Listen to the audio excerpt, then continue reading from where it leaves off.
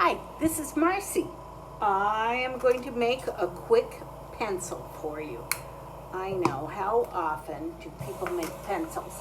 But I've got a friend who is figuring out how to make these, and she is 11 years old, and I'm really proud of her, and I just want to show her how I would do it. And she's working to do it herself on a torch at 11. Isn't that awesome? Anyhow, here we go. Let's make a quick pencil. So, what I'm starting out with, 3 colors, and this is just what I have around. This is Creation is Messy Alley Cat, and Effetray Ivory, and you can see where I fused it together, not so pretty, and a dark gray. That's just called dark gray, and it's 252 Effetray. And who knows what this pink is, but I think this one's Effetray. If I were choosing, probably pink from Creation is Messy would be my first choice. So, to make a slimmer pencil, I would use the smaller mandrel, like a 1/16, but a 3/32 would be great also. And I'm just going to start by using my Dip and Go Blue Sludge, and we'll lay some yellow on it just to get started. And this pencil will not be full length. You have to kind of decide what kind of proportions you want, but it is essentially a long bead. So let's make the basic part of the pencil first, and this is just a long barrel. And maybe it's a stubby pencil. You know, you don't have to make it super long for it to still read pencil.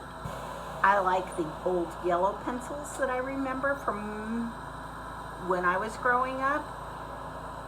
And so we're going to kind of go with this yellow. But when I was looking for a pencil to use as an example, I sure didn't find any that looked like the ones that I was thinking of. Okay, so here's a base. I'm just making a barrel. And I am laying my glass perpendicular to the mandrel. See how it makes that straight up and down? It makes like an L shape or a right angle. So I'm just laying some glass on. It's going to be a thicker pencil. Okay, so we put some on. And I am using my Cote Marver, which is a Japanese marver, but a graphite marver or any other type of marver would work just as well.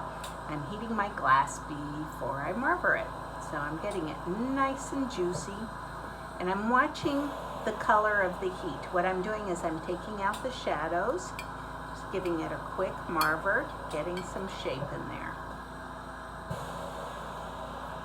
And when I push on the ends to even it out like this, I'm doing it very gently and very careful not to hit the bead release, because that can break it. Okay, so here's the length of the pencil, and then the part that you sharpen, there's usually a little bit of gray for the sharpest part, and then there's a little bit of the wooden pencil part.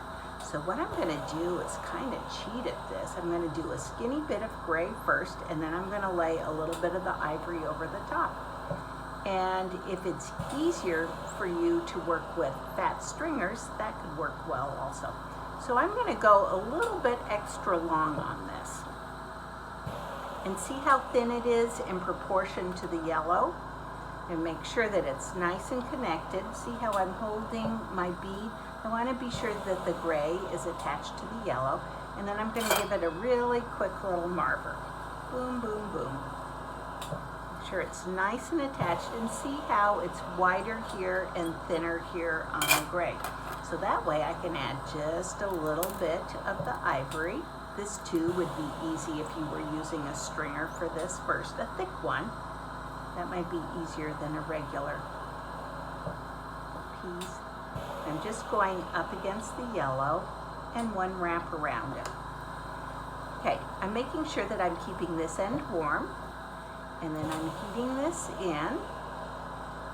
It depends on how large of a point you want. I also have this other marver. This is a brass kind of like stump shaper marver. And I am marvering it into a point. So we get a pencil. I'm going to make sure that the top end is marvered. So see how I'm holding this at an angle? And that gives me an angle on this, and it makes it kind of like into a cone, doesn't it? It's going to be a fun bead. So we've got the yellow here, and usually on the end you have silver, but I've got dark gray here. We'll add a little gray and then a little pink for the eraser. So give me just a sec, and I'm going to show you the angle that I'm going to hold this at. See how I'm holding my mandrel down before I add my gray? It gives me an easier angle to attach it. So I'm heating the yellow glass, and I'm just doing a quick wrap of gray, just once around. I'm going to give it a little, even it up a little bit. I'm just gently touching the edge, and I'm not going to worry too much about it. I just want to be sure it's attached to the yellow. I'm not going to melt it all the way in because I'm going to add some pink on the end for the eraser. Now, pink's an expensive color, isn't it? So I just use a little bit.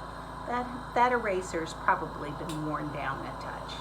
I tend to need to erase a lot. So again, I'm holding it on an angle so it makes it real easy. And I'm just doing 2 wraps around. Okay. So go back, make sure that I keep this part warm. Then I've got pink and gray here, which I need to marver. Make sure we got an eraser.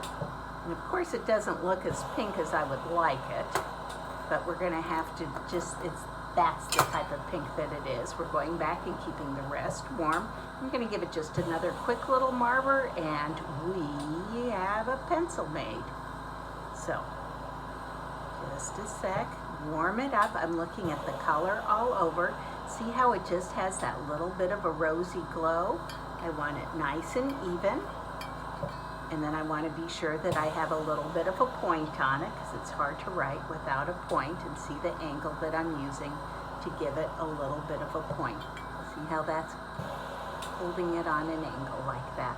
Okay, we now have a pencil. And voila! This is Marcy Lamberson. Don't forget to subscribe, please, if you've got a minute. And I'll be posting more videos soon. Bye!